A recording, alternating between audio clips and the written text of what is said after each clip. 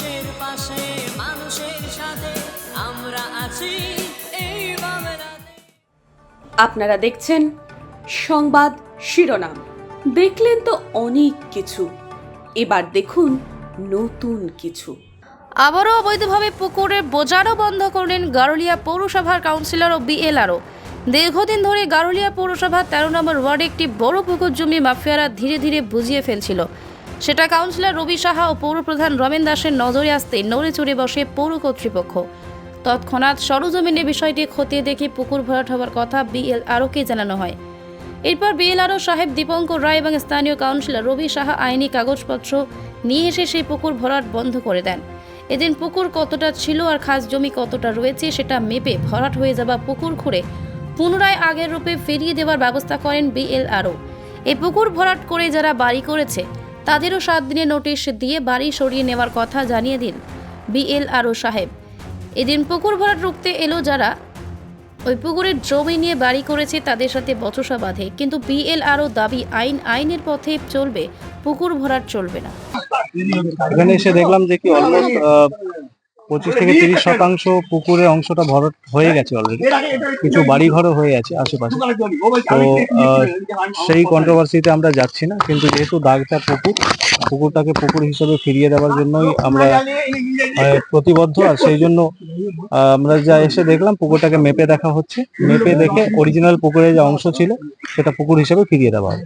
পুকুরের মধ্যে অনেক জায়গায় দেখা যাচ্ছে বাড়ি তৈরি হয়ে গেছে, সেগুলো কি সরকারের তরফ থেকে ভেঙে দেওয়া? হ্যাঁ, ভেঙে দেওয়া হবে।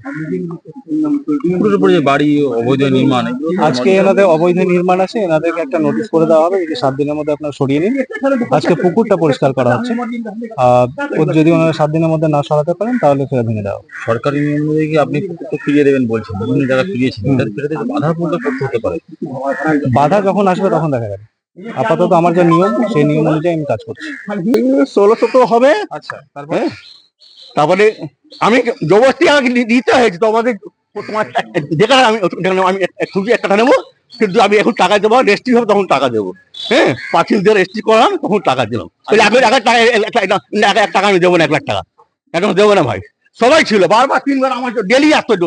কি না মুনমুন সেন ছিল এখানকার কাউন্সিলর, মুনমুন্দি, উনিও বলতো তোরা নিয়ে নে, আমি আমার লাগবে না, কি হবে দিদি। এখন বলছে কি এটা ভাঙা হবে। আর ইনি যখন জিতেছে ভোটে, আমি জিতেছি, এনার সঙ্গে ওই যাওয়ার সঙ্গে কি গাড়িটা ছিল কি আমরা যাই না। তারপরে ইনি আজকে বলছে ভাঙা হবে, আগে বললো জিসিবি ঢোকাবো। ঢোকা ভাই, পুকুরের উপর কি বাড়ি করা কোনো না শুন দাদা, আমি আমার পুকুর দেখে নিইনি, এটা ছিল, এটা পুকুর আমরাই করেছি। এই যে জমিগুলো সব ডোবা ছিল, আমরা মাটি কেটে রাত্রি 3টে অব্দি আমার ছোট আমি, বাবা, আমার বোন সব ভরাট করেছি, আসলে সবাই ভরাট করেছি। এই সব জমি একই জায়গায় জমি, এই সব জমি একই জায়গায়। তা আমি বলছি এটা তো ডোবা আছে, এর পাটটা হবে না, এটা তুমি কিনতে পারো, নিতে পারো, সবাই নিয়ে তুমি নিয়ে নাও। লাস্টে আমার বাধ্য হয়ে নিয়েছি। বাবা বলছে নিয়ে, এটা ঝামেলা করবে, আমি দেখো ঝামেলা, লাস্টে এটা জলে বাবা ঝামেলা করতো, না নিলে আমার এটা সিঁড়ি ভেঙে দেবো, এই সিঁড়ি ভেঙে দেবো। আর আজকে এখন বলছে এটা ভেঙে দেবো, এটা কি হয়? আপনি আগে থেকে বুঝাবেন ভাই। তুমি আমাদের সব বিক্রি হয়ে গেছে। কোনো নোটিশ পেয়েছিলেন পৌরসভার তরফ থেকে? হ্যাঁ, নোটিশ আগে এবারে জমি কেনা 2-3 বছর পর আমরা নোটিশ পাচ্ছি। আগে থেকে কেউ মিউনিসিপ্যালিটি বলা, আমি কি করবো, তোমার কোনো পাগল আছে। লেন লোক গাড়ি দিয়ে অনেকগুলো পুকুর ভরাট হয়েছে, অনেকগুলো পুকুর ভরাট বিক্রি হয়েছে। আপনার নাম? আমার নাম হরিবাগ বর্মন। মানুষের পাশে মানুষের সাথে আমরা আছি এই বাংলাতে। আপনারা দেখছেন সংবাদ শিরোনাম। দেখলেন তো অনেক কিছু, এবার দেখুন নতুন কিছু।